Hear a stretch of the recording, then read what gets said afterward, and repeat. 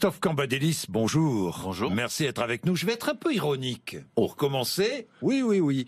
Un peu ironique pour commencer en regardant l'actualité du jour. Bénéfice net de BNP Paribas, 7,7 milliards d'euros. Finalement, le quinquennat de François Hollande est un succès. Vous réduisez un petit peu non, mais l'ensemble la des choses. finance se porte bien. La finance se porte très J'ai bien. vu que le CAC 40 avait progressé de 1000 points en 5 ans. Malgré les mesures que nous avons prises et qui ont été fort décriées à l'époque, portant atteinte à la libre entreprise. Oui. Elle se porte bien et c'est donc pour cela qu'on peut continuer à la taxer. Bien, Jean-Christophe Cambadélis. François Fillon a présenté ses excuses aux Français. Il a relancé sa candidature. Vous a-t-il convaincu?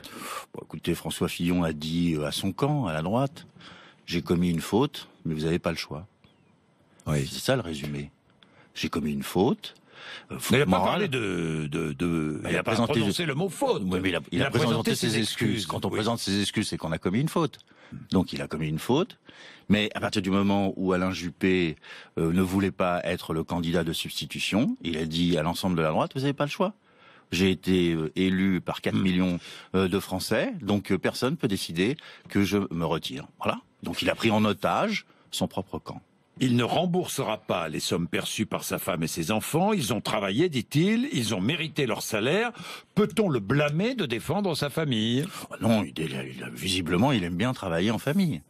Il n'est pas le seul, pardonnez-moi, mais il n'est pas le seul. Évidemment. Vous savez, moi, le problème pour moi n'est pas tant qu'il ait employé sa femme, puisqu'il avait le droit de le faire, mais c'est est-ce qu'elle a travaillé ou pas, c'est tout. C'est toute la seule chose que les Français demandent.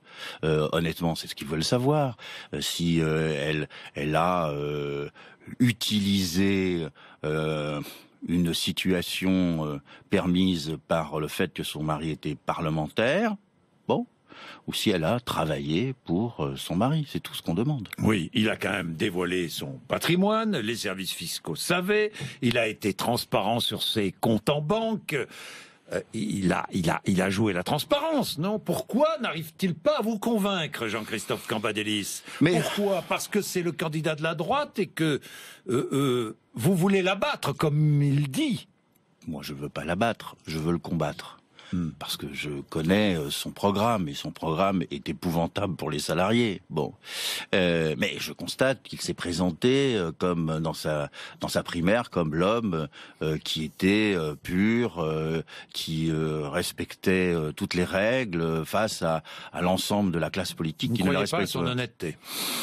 Franchement. Et quand je vois son rapport à l'argent, je suis un peu dubitatif. Vous ne croyez pas à son honnêteté? Je vous réponds. Vous êtes dubitatif. Je suis dubitatif. Concernant son honnêteté? Je suis dubitatif quand je vois son rapport à l'argent. Oui. François Fillon a-t-il été lynché politiquement et médiatiquement, assassiné politiquement, lynché médiatiquement? Oh, ça, c'est des mots pour faire peur. Il a été attaqué, comme nous le sommes tous, les uns après les autres. Ce sont les mots que vous avez tous employés, d'ailleurs. Par ailleurs, oui. Vous aussi, le premier, concernant François Hollande. Mais bien sûr.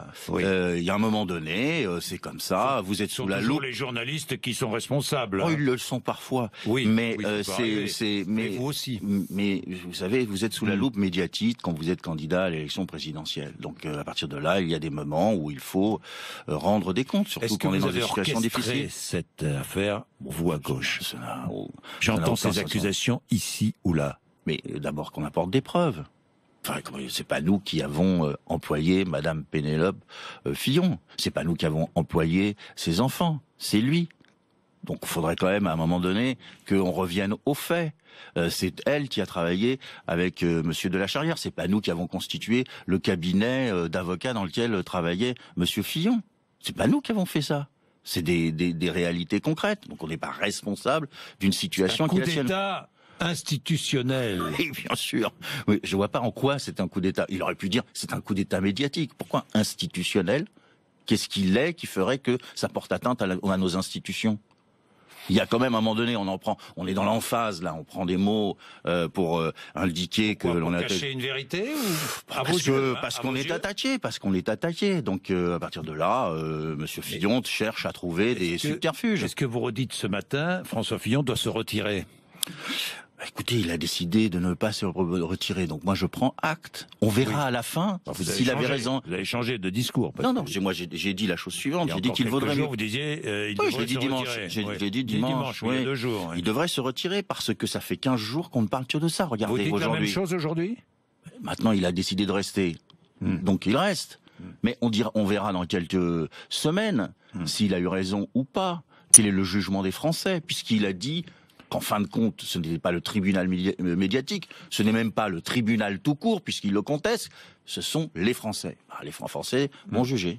Bien, le vrai danger, dit-il, et là je passe à autre chose, le vrai danger, dit-il, c'est de voir confier notre avenir aux dérives d'une extrême droite, je cite, portée par cette famille d'intouchables du domaine de Montretout, c'est la famille Le Pen, ou à l'aventure d'une politique sans programme depuis des mois composée d'un agrégat de personnalités fascinées par un gourou issu du système qu'il dénonce aujourd'hui. Ça, c'est pour Emmanuel Macron. Il désigne ses 2 adversaires, Marine Le Pen et Emmanuel Macron. C'est un gourou, Emmanuel Macron, à vos yeux?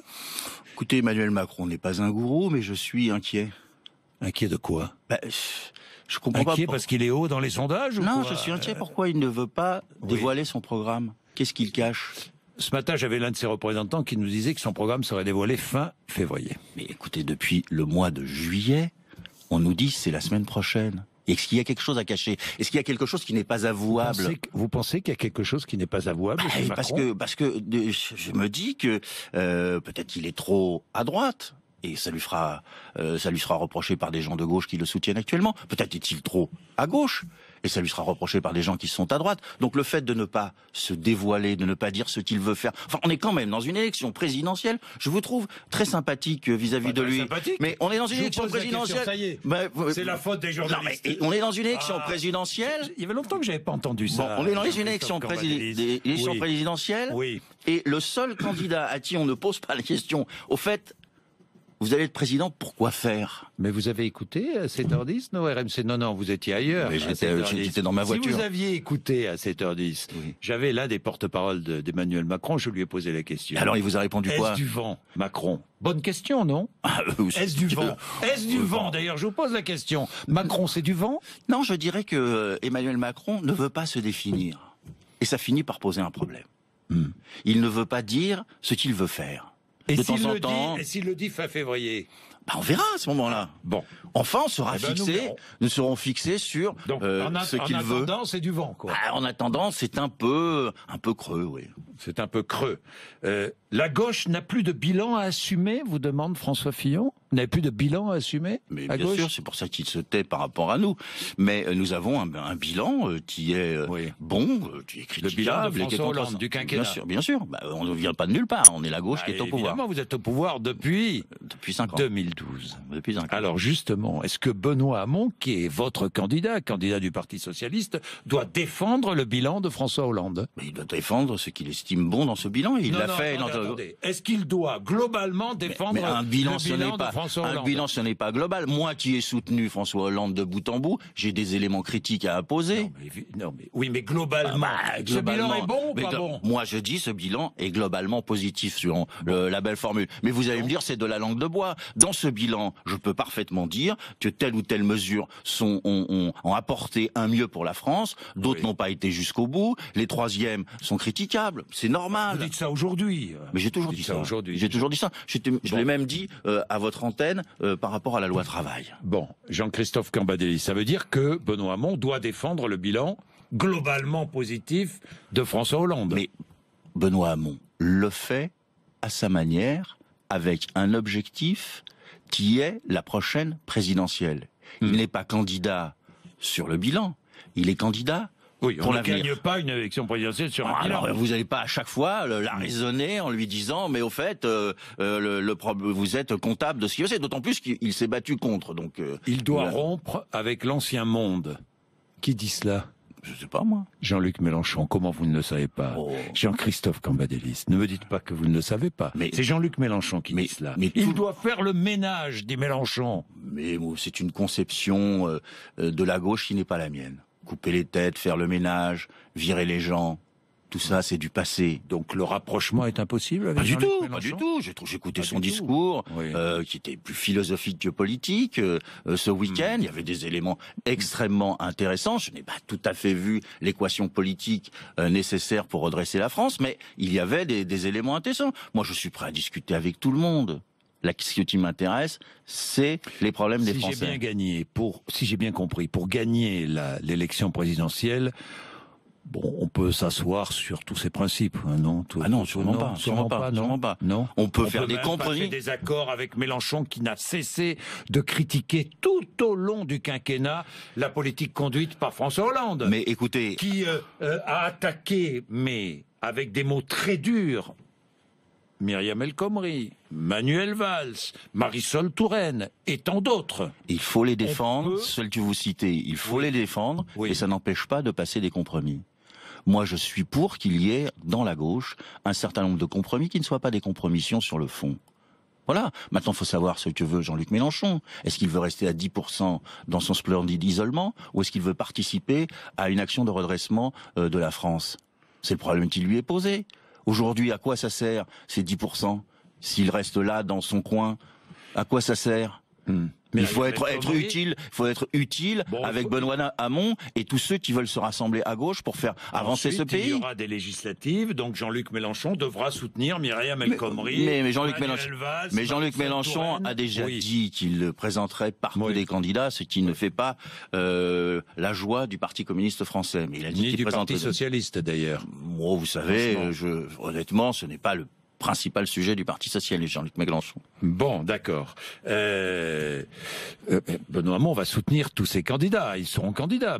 Manuel Valls sera candidat dans sa circonscription. Mais vous savez, c'est la présidentielle avant la législative. Oui, donc non, mais c'est pas le problème de. Si Benoît Hamon est élu président de la République, évidemment qu'il soutiendra. S'il n'est pas élu président de la République, eh bien, il sera aux côtés de l'ensemble de ses camarades. Le PS est-il au bord de l'explosion?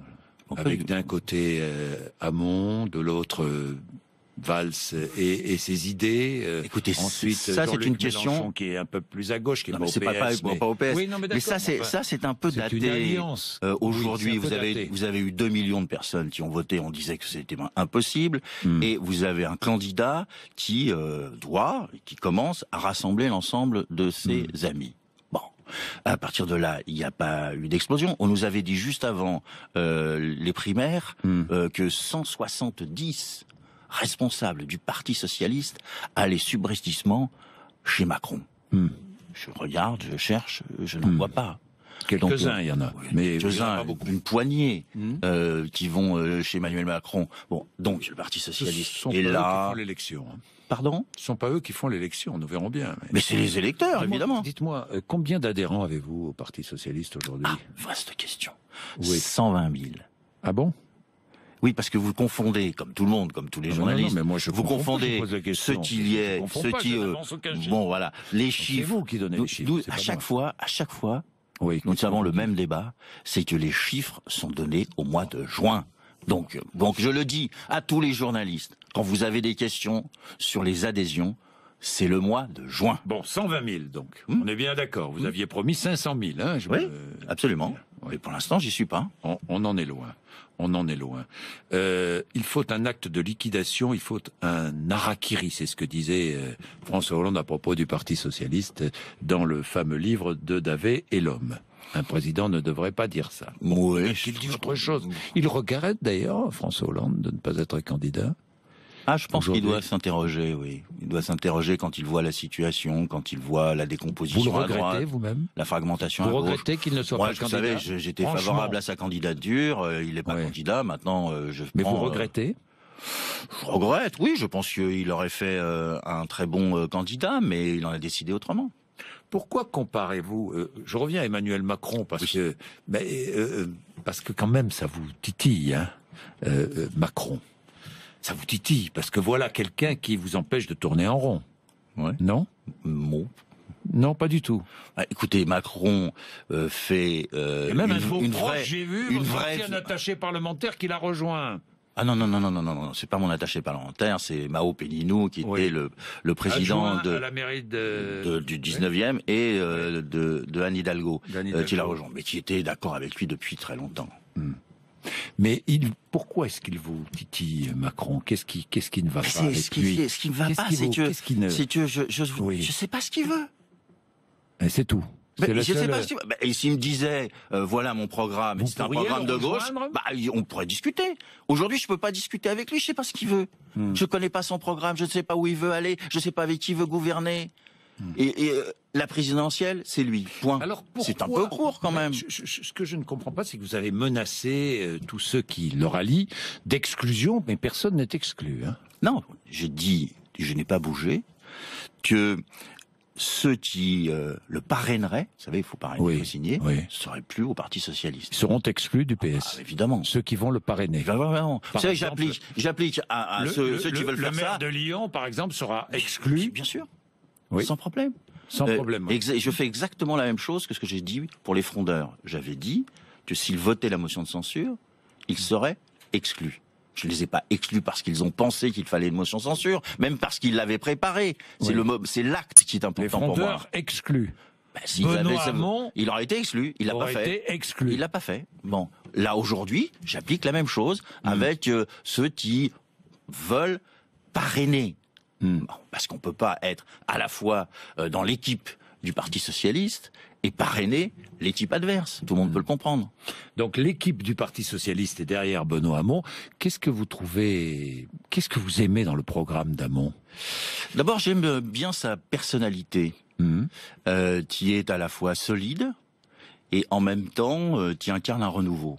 C'est ce que tout le monde a vu dans cette primaire. Il y a un renouveau, il fait souffler un vent frais sur la politique française. Ça fait 25 ans qu'il en fait, mais oui, mais c'est comme ça. Comme ça. À travers quoi? À travers quelles idées fait-il souffler ce renouveau? Les idées qu'il développe, le fait qu'il s'intéresse à la vie quotidienne des Français, leur santé. Les autres ne s'y intéressent pas. Non.